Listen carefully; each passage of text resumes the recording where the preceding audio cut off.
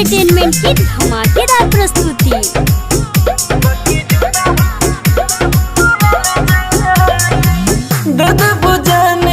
जाने का होई तुहरा बिना पारा में का होई।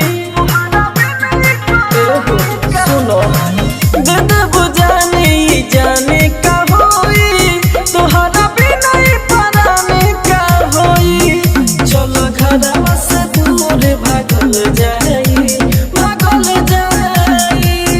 भले नून रोटी खा के जियल जाई बाकी जुदा होके नहीं मरल जाई। भले नून रोटी खा के जियल जाई बाकी जुदा होके नहीं मरल जाई।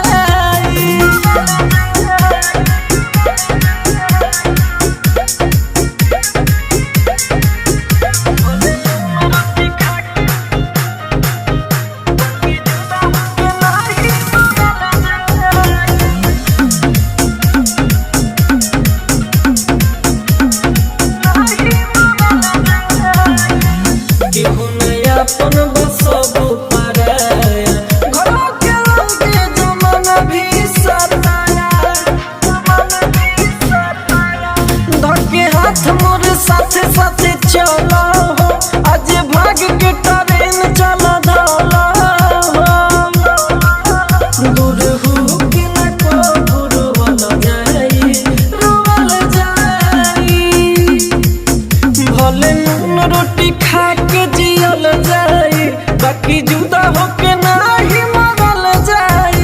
भले नून रोटी खा के जियल जाई बाकी जुदा होके नहीं मरल जाई। Mix by AG recording studio.